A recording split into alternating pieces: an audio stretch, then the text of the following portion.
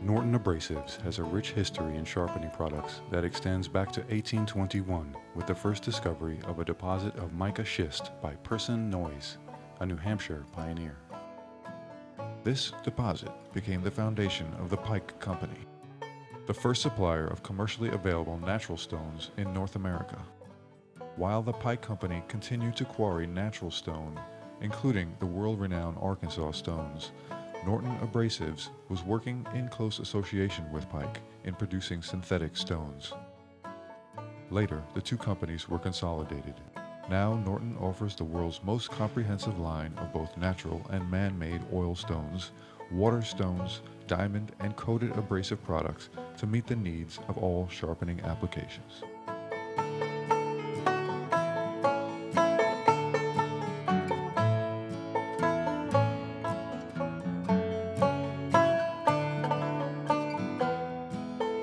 Hello, my name is Joel Moskowitz. I'm a woodworker, and professionally I sell woodworking tools.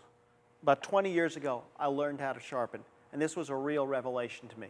Sharp tools allow you to work cleanly, cut accurately, and they're safer, and they make woodworking a lot more fun. Today I'm going to show you a simple technique for using Norton Waterstones to sharpen your woodworking tools. There are three reasons to sharpen a tool. The first is it's simply dull. You've used it, it's dull, it needs to be resharpened. The second reason is that it's a new tool from the factory. Tools from the factory can be kind of sharp, but they still have to be properly honed before they're really ready for use. The third reason is the unfortunate reason. You have to fix a damaged edge, a nick or a chip. You have to fix it before you can use the tool. To do that, we're going to use these Norton Waterstones. They're 8 inches by 3 inches by 1 inch thick. They're an artificial stone. They're made by taking abrasive and putting them in a water-soluble binder. As you sharpen, you expose fresh, sharp abrasive, and they cut fast as a result. They come in an assortment of grits, starting from a coarse 220 grit, which is really a correcting stone for fixing problems, a 1000 grit stone, which is a good all-around stone to start with, a 4000 grit stone, which is a polishing stone, very fine, but most people like to go to the very fine 8000 grit stone for a final polish. Because these stones are artificial, it's easy to make combination stones. This stone is an 8000, 4000 grit stone, and the stone here is 1220 grit, which actually gives you the entire range in two stones. This stone is like a 1000, 8000 grit stone because some people skip the 4000 step entirely. Waterstones, because they're soft and wear away, need to be kept flat. The way you do that is with a flattening stone such as this. This is just a very hard, very dense stone with grooves in it that keeps your stone flat, and it's kind of a typical easy maintenance. Before we can use the stones, we have to soak them in water. Filling them with water keeps the steel particles from soaking in and clogging the stone. So we're just going to put the stones we're going to use in water. They need to soak for about 10 minutes, 15 minutes. Norton doesn't recommend that you keep the stones stored in water, but if they're there for a couple of days, it's not the end of the world at all. I mean, they're fine. But they need at least 10 or 15 minutes before use. The stones have been soaking for about 15 minutes, and now I'm ready to take them out of the water and start sharpening. Now, I always put a paper towel underneath the stones because these nice sharpening bases keep the stone from slipping, but I also don't want to get water on my bench, and this kind of keeps it nice and clean. The tool we're going to sharpen today is a new tool, straight from the factory. The back has been ground at the factory, and it's okay, but we have to make sure it's flat. It's flat from edge to edge, side to side. I don't care about this portion. I just want to make sure that from the cutting edge, from side to side, I have a 1/16 or an 1/8 inch of actual flat, polished surface. The bevel we're going to deal with later. To do the back, I'm going to start with the 1000 grit stone. I'm not going to use the 220 because it's a new tool. The back's probably in good shape. I don't have to start it with anything that coarse. We'll use the finishing stones later. Before we start, we have to put some water on the Waterstone. The water does three things. The first gives a little lubrication. The second, it prevents the stone from clogging because the steel particles will float on top. And the third, it helps as you sharpen to expose fresh abrasive that creates a slurry, and that helps sharpening go faster.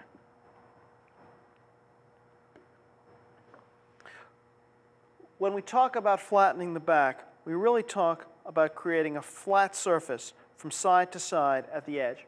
No more than an 1/8 inch, even a 1/16 would really be okay, but an 1/8 inch, 1/4 inch, something like that. You don't have to do the whole back. You need reference material. It has to be flat.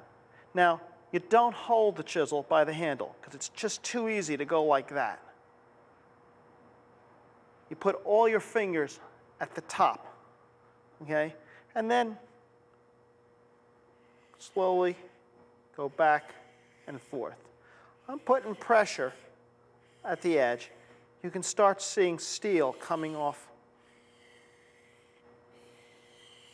the tool.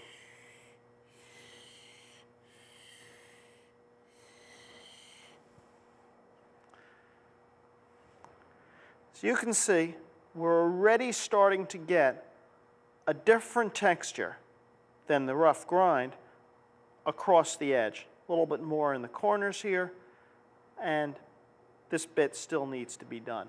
I think I need a little more water.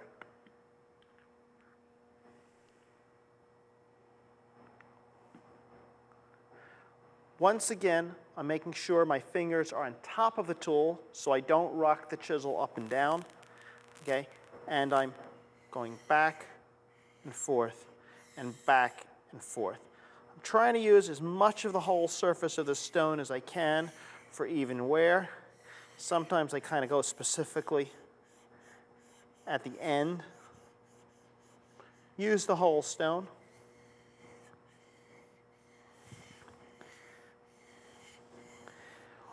With a new tool, this can take a couple minutes.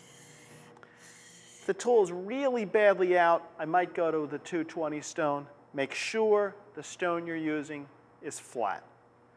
Let me wipe that off and see where I'm at. Actually, I think I'm basically there.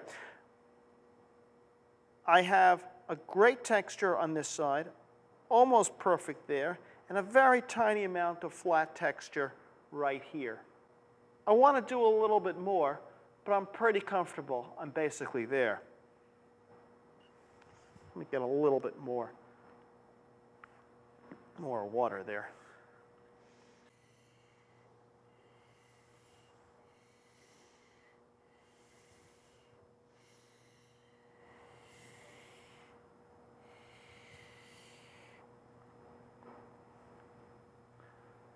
We have a consistent texture from one edge to the other edge. We're done. Now we can worry about doing the bevel. Holding the bevel, and so you can consistently, is the most important part of this technique, and why once you learn it, you can sharpen anything easily. It's simple, just takes a little practice. For the sake of demonstration, I'm going to start with just a smaller chisel for a minute because it's a little easier to show. What we want to do is make sure the chisel is flat on the stone on the bevel, like that. I can do that because I'm pressing with all my force. I'm left-handed, so I'm using my right hand for power, actually my left hand for control. I'm pressing all the way down in front of the end of the bevel here so it pivots. All my power is right there. can actually do this. It's a light enough chisel. I can't move the tool on the stone like this, but I can make sure I'm flat down.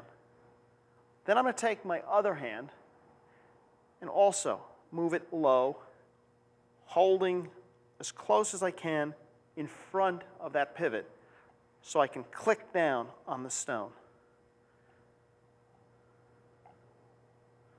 You can actually hear an audible click.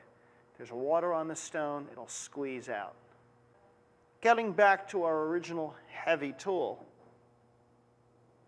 I can do the same thing, but I use the pinky to kind of support the rest of the tool. There we go. Click down. I'm dead solid.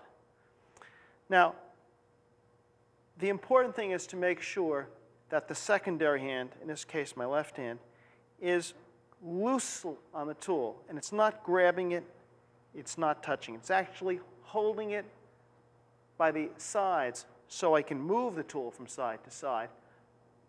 But it's not trying to do anything more than just give the tool enough support so it tilts down. It's important that this hand and this finger on my right hand give me the force downward.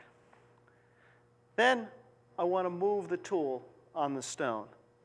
Now, I'm holding the tool a bit askew. It gives me a wider platform and it's more stable.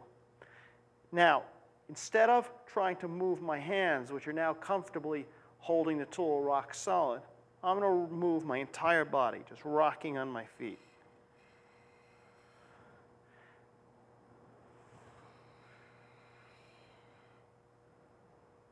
Find the bevel, move the tool. Find the bevel, move the tool. Use the whole surface of the stone, going in Z's. Stop at the end, especially when you're beginning, to make sure you're on the bevel. Stone is getting a little dry. Let's put some water on it.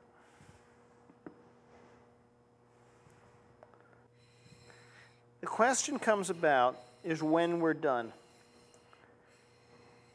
But we're done when two things happen. The first is if we have a consistent burr, wire edge on the back. And this is because the steel has gotten so thin at the point of the tool that it just folds over and collapses, forming this wire edge. Sharpening, to some extent, is the process of creating a wire edge, then cleanly removing it. The second thing we're looking for, especially because this is a new tool, is an even texture at the edge from side to side. And we're pretty much there. Let me work the bevel a little bit more. Water. I have the wire edge, so I know I'm sharp. We're trying to get an even texture on the bevel. I'm almost there. It needs a few more strokes. I already actually have a wire edge from side to side. We now have an even texture across the bevel, an even texture across the back. We have a wire edge from side to side. We're ready to move to a finer stone to further refine the textures and chase the burr. Put more water on it. More water is good. The more water you have, it cleans the stone, and actually the stone will cut faster. If you're worried about getting water on your bench, even with the paper towel, some people use, like, they put a piece of board on top of the bench, and maybe if you put a ledge on it, you can clamp it in a vise or something like that, so you kind of have a sharpening place that keeps the bench clean.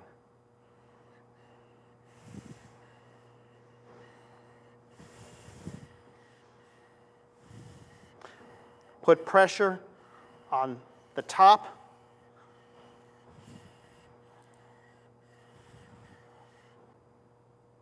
Find the bevel as you did before. It's exactly the same process.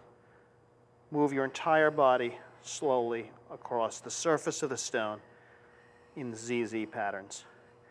Old-timers used to use figure eights, but when you're rounding on a figure eight, it's actually a little harder to control.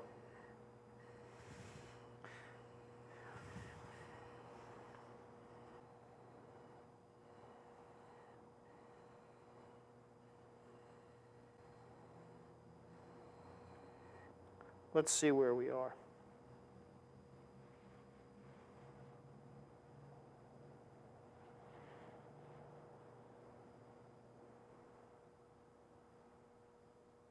That's pretty good. I have an even texture. It's not the final texture. We're going to go to a finishing stone for that. Some people do stop with a 4,000 grit stone. You get a good edge, but you can do better on the 8,000. The 8,000 grit stone is our finishing stone. We still have to finish chasing the wire edge. So the 4,000 grit stone is really just a way station en route. The 8,000 is going to give us our final polish. Again, the stone needs to be wet. This stone, it wasn't soaked, but you can see the water just pretty much stays on top. And I'm going to start with the back as before, making sure I'm flat down on the stone, my fingers on the top. As you can see, a line of steel coming off the stone. Shouldn't require that many strokes. Change your paper towel to something clean to avoid contamination.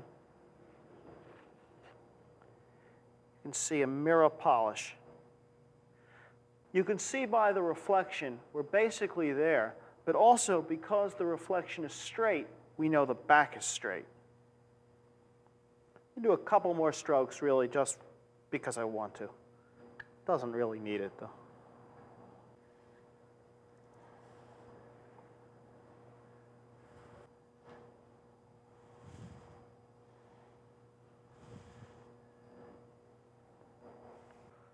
There is a burr now on the bevel side, and I want to chase that. Find the bevel, skew the tool, and go back and forth slowly. Only a couple strokes, because as we work the tool on the abrasive, we're also creating more wire edge. So there's a compromise of chasing it and not creating more of it. Just flipping back and forth a couple of times.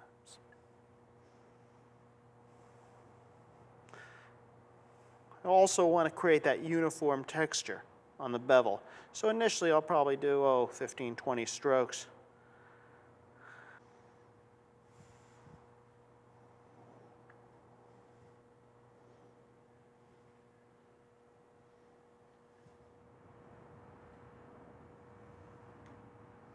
Both sides of the chisel feel the same to me.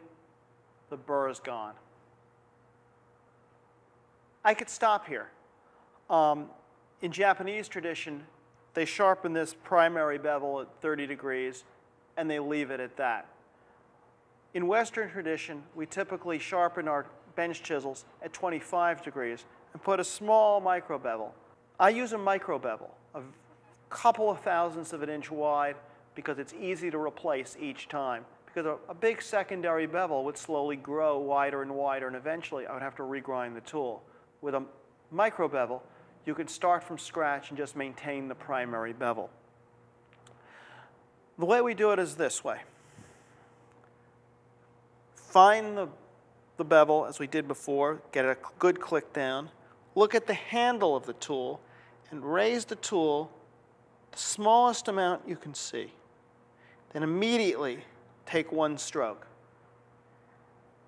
You have to go quickly here, because otherwise the chisel will start moving and you won't be consistent.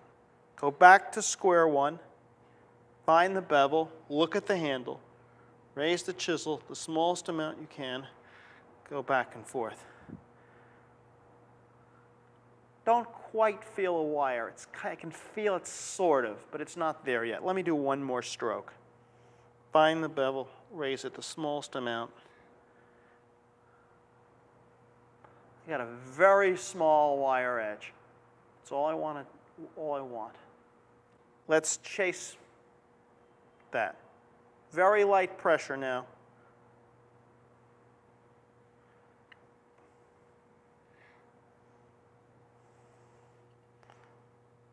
Shouldn't take more than a couple of strokes.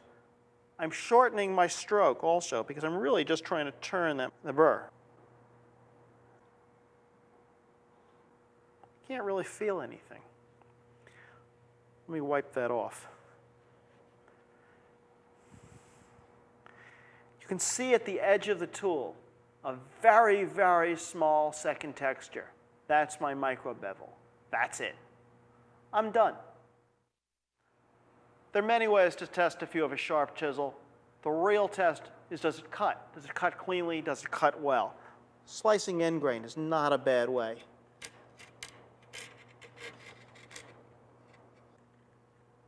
That's sharp. We're done with this tool. Now I just have a toolbox. Other tools has to be sharpened.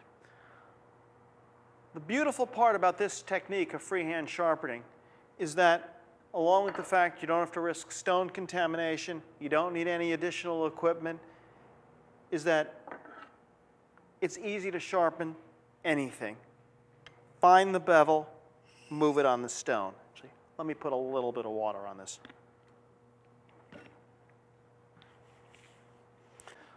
When you're beginning, why tools like this are actually good to practice with. They have a nice firm base. It's easy to find the bevel. Spoke shave blades, very easy to do. Find the bevel, move the tool on the stone.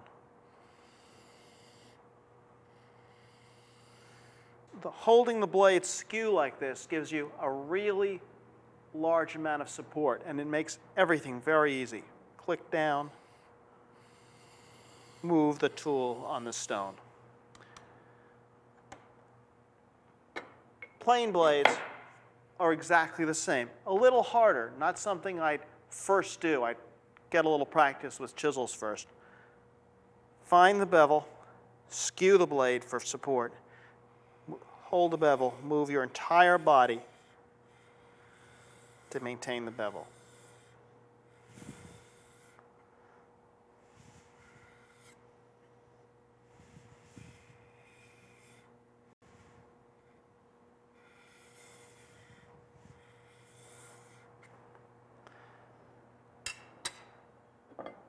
Big, wide chisels are really easy. Find the bevel, move the tool. You just need a lot of support with your secondary hand. Sometimes even 2 fingers can help because they're heavy.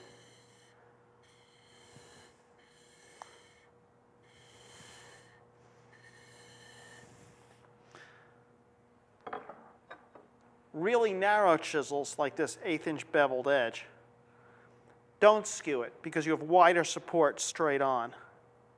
Find the bevel, move the tool. Be a little careful. It's easy to rock the tool back and forth. Make sure you're solid. Helps if they're hollow ground if you have a grinder. You might want to skip the 1,000 grit stone here also and go straight to the 4,000. You might be able to get a wire edge that way, and it's a little easier because there's less friction. It's easier to move back and forth on the 4,000 and 8,000. And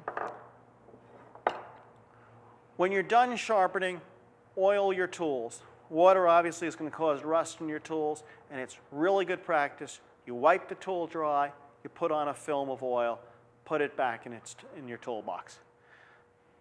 The final thing you have to do is maintain your stones.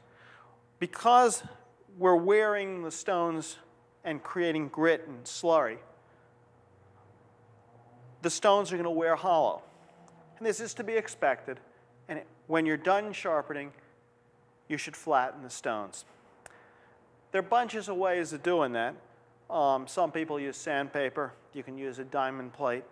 I use a ceramic flattening plate because it's really fast. It's really easy to do.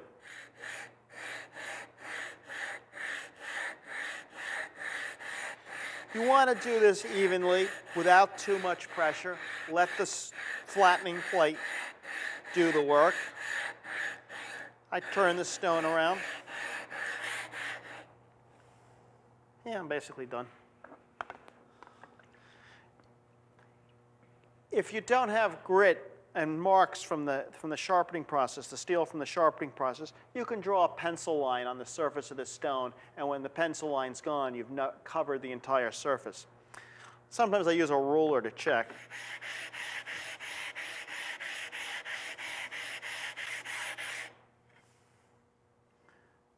I think we're done. I think just rinse the stone off. Make sure all the marks from the sharpening are gone. Okay, you could check the stone with a straight edge. Then I'm going to just put it back in its case and let it dry. You just move this out. Get a case cover. Move this out of the way. The Norton stones come in kind of nice stackable cases now, and you can close it. The bottom, as we saw, serves as a really nice base, and then you can protect the stone. You should always keep your stones kind of covered so they don't get contaminated, and they're also easy to handle, and they will stack. All you need is a couple of Norton Waterstones, some basic hand technique, a little practice, and you'll have really sharp tools. So happy sharpening, and thanks for joining us.